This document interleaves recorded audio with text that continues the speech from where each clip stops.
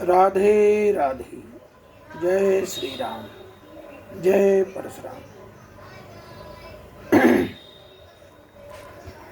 हमने ये संकल्प लिया था कि 16 संस्कार के बारे में आपको 16 भाग में बताएं। तो अब आज ये बताएंगे कि ये 16 संस्कार कौन कौन से हैं। देखिए, संस्कार पर अलग अलग लोगों ने अलग अलग उसका अपना भाव विचार व्यक्त किया है। जैसे काशिकावृत्त के अनुसार उत्कर्ष के आधान को संस्कार कहते हैं। उत्कर्षाधानम संस्कार।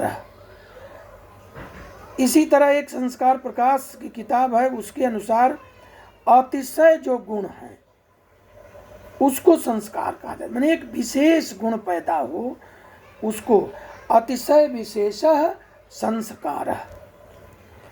इसी तरह मेदिनी कोश के अनुसार संस्कार शब्द का अर्थ है प्रत्यत्न, अनुभव तथा मानस कर्म।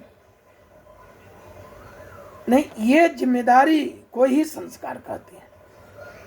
न्याय शास्त्र के मतानुसार गुण विशेष का नाम संस्कार है। उन्होंने कहा कि जो ये संस्कार पैदा होता है, पहले पैदा किया जाता है। संस्कार को गुरु के द्वारा, अपनों के द्वारा, माता पिता के द्वारा ये पैदा किया जाता है।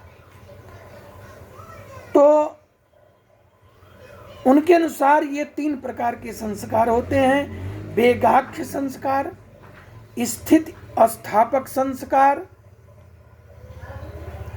और भावनाख्य संस्कार।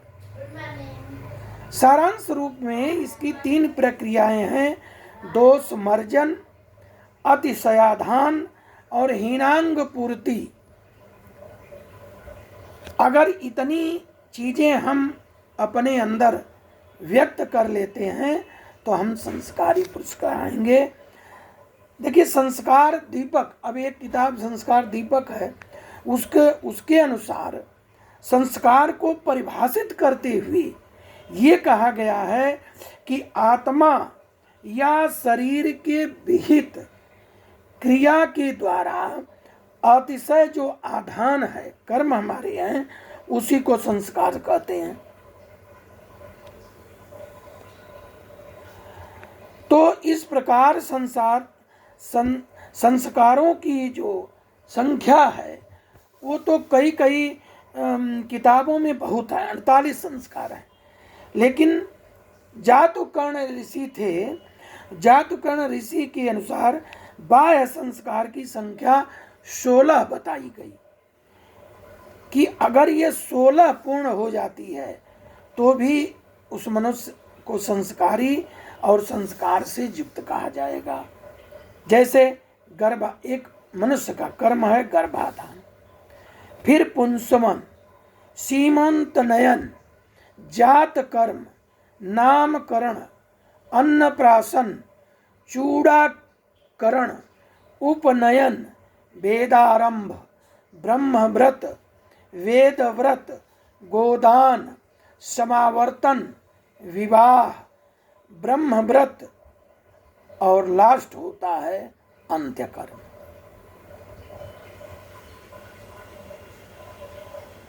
आधानम पुंस सीमंत जात नामान चौलका अंत्यम चैतानि कर्माणि प्रोच्यन्ते खोड सैवतु। ये 16 संस्कार हैं। यही 16 संस्कार जरूर निश्चय रूप से मनुष्य को अपने जीवन में लाना चाहिए।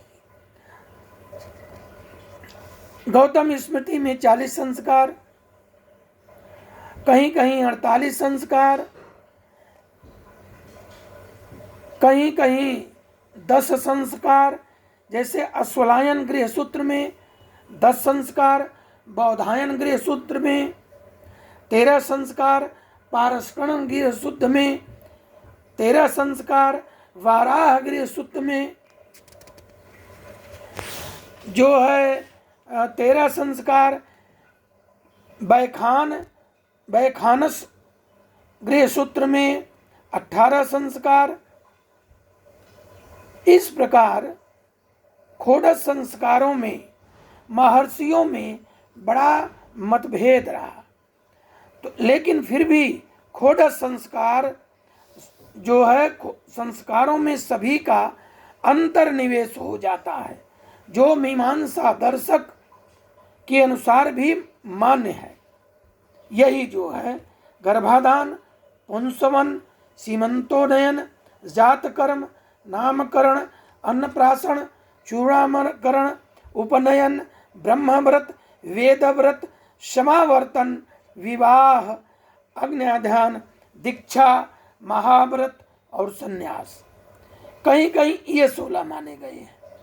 व्यास स्मृति में ये संस्कारों का 16 नाम इस प्रकार है: गर्भाधान, पुंसवन, सीमंतोनयन, जातकर्म, नामकरण, निष्क्रमण, अन्नप्राशन, वपन क्रिया मन चूड़ाकरण, कर्णवेद, उपनयन, वेदारंभ, केशांत, समावर्तन, विवाह, पारिग्रहण, त्रेताग्नि संग्रह आदि।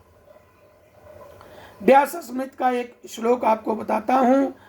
गर्भाधानम पुंसवनम सीमंतो जातकर्म च नाम क्रिया निष्क्रमेण अन्नप्राशनम वपन क्रिया कर्णवेदो व्रतादेशो वेदारंभ क्रियाविधि केशांतः स्नानमुद्वाहो विवाहो अग्नि परिग्रह त्रेताग्नि संगश्चेति संस्कारा षोडश स्मृता। इस प्रकार से अन्य ग्रहों सूत्रों में थोड़ा थोड़ा अंतर करके इसको दिया गया है। अब आपको अगले एपिसोड में प्रथम जो हमारा गर्भाधान है उसके बारे में आपको हम अपने जो गर्भाधान संस्कार है उसके बारे में हम चर्चा करेंगे। तो ये हमें आशा है कि इन संस्कारों को सुन करके आप संस्कारित होंगे, अपने लौकिक जीवन में मनुष्य आनंद का संचय करते हुए च्युत रहित चरम लक्ष्य की प्राप्ति इस संस्कार का उपयोग करके आप करेंगे। जय परशुराम।